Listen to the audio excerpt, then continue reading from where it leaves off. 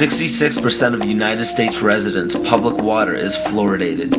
It is known to have tremendous effects on bone cancer, joint problems, bone weakness, lowered estrogen and testosterone levels, and dental fluorosis, which is yellowing of the teeth and pitting in the enamel. Wouldn't it make more sense to enhance public water with vitamins which are meant to be ingested to promote overall health, rather than putting such a toxic chemical in our water with a bogus explanation that it will improve our dental health? We now know that fluoride causes more dental problems than it solves. Something doesn't seem right about this. Do you honestly believe that these companies care deeply enough for the people to spend large amounts of their own money to fluoridate public water when the people already purchase their own toothpaste? But there's a difference between toothpaste and drinking water. We don't ingest toothpaste. If you go to any hardware store and look at any rat poison product, you will only find one ingredient: sodium fluoride. It is the most toxic ionic molecule outside of potassium dichromate. Now Dannon, along with other companies, have begun fluoridating bottled water. It is becoming increasingly difficult to get away from. And the fact that fluoride is also used in many prescription antidepressants shows that it eliminates aggression and motivation in people. Fluoride, to my knowledge as a physician, has absolutely no biological benefit whatsoever.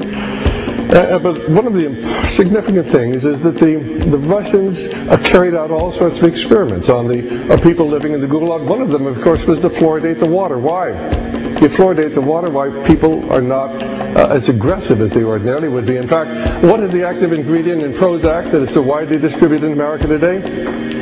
Why, it's a fluoride compound. And now, we are finding that public water nationwide is showing up with arsenic, lead, cadmium, and thermonium, which is a radioactive form of lead. Cancer, lowered sex drive, birth defects, sedation, and brain defects. Does this not sound like a wonder drug for anyone aiming to control a population? It's quite astonishing, Paul, the degree to which environmentalists have not been educated about fluoride. You know, people have an unconscious trust in their doctor or their dentist, and if you can persuade doctors and dentists that fluoride is safe and good, then you're able to reach the rest of the nation. People believe their doctors and dentists, and that was a way of promoting fluoride for Bernays. Fluoride was killing their cattle, destroying their crops. Fluoride given to rats had produced bone cancer and liver cancer, and that those results had been doctored to make it look as though fluoride hadn't caused as much cancer. The pattern that we saw, it typically is what we see with other neurotoxic agents that are well known to cause a hypoactivity or a memory problem or an IQ problem. When I first presented the results of these studies, one of the individuals sitting and listening to the results, he says, "Do you have any idea what you're saying?" And he says, "You're telling us that we're reducing the IQ of children." And basically I said, yes.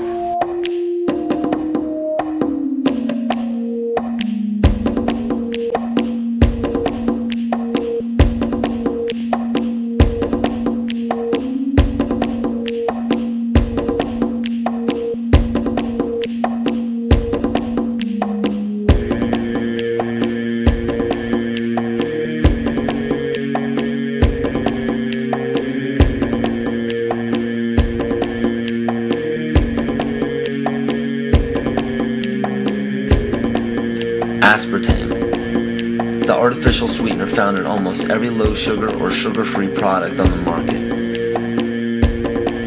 First of all, aspartame is made up of three things: methanol, which of course is what produces blindness, aspartic acid, and phenylalanine. These are all poisons. Aspartic acid, of course, produces brain lesions. This was known back in the early 1970s. Methanol produces blindness. Phenylalanine is what you see certainly in the brain, and in high dosage it produces trauma.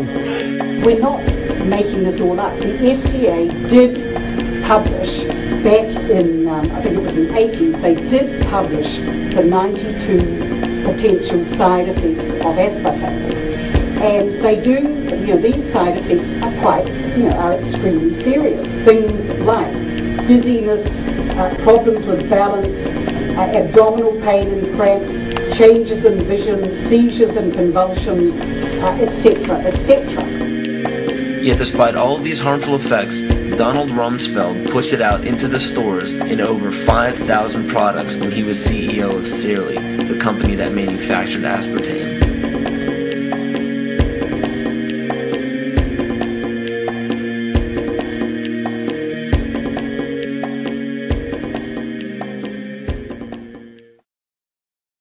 The sustainable goal is the elimination of the middle class.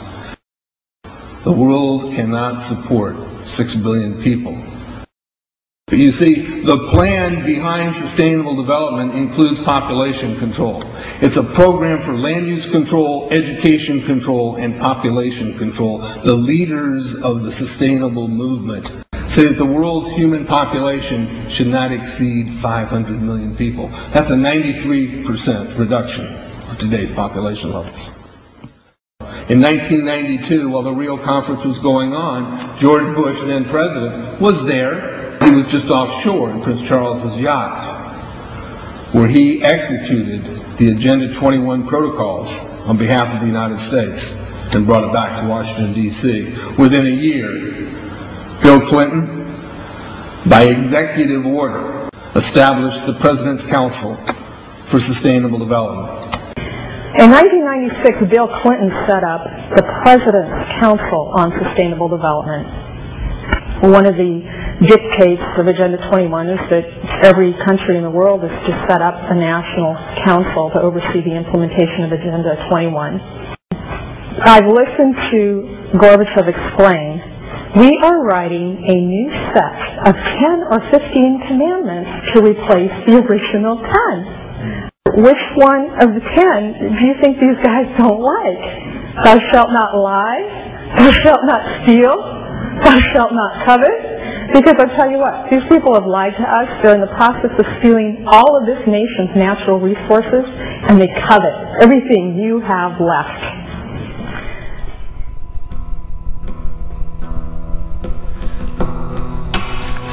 To explain the map, the red are areas that are to be off limits to human beings. If you live there, you won't. The yellow areas are the areas for major control of all human activity. If you live there, you won't.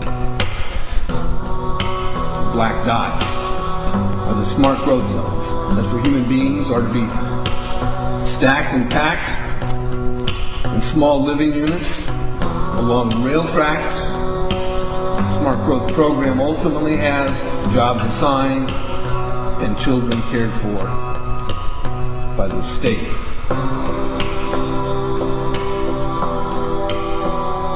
And in conjunction with Codex Alimentarius, food will be limited and water consumption will be decreased to 10 gallons per day per person. That is over a 90% reduction in people's average daily water consumption. And along with shortages of food and water, the food we will be provided with will be genetically manipulated and nutrient deficient. Genetic manipulation of food causes complications in metabolizing and utilizing food for energy. In June of 2003, scientists reported that the gene sequence of the inserted genes into crops had actually changed their order, that had re-scrambled. So the genetic inserts are not stable. Another laboratory confirmed this and found that it changed in the same varieties in different ways that they had tested. So not only is it unstable and changing, it's not even uniform in the way it's changing. This is incredibly dangerous. Nutrient deficiencies due to Codex's planned vitamin and mineral ban will cause billions of preventable diseases. Both of these will ultimately lead to billions of deaths.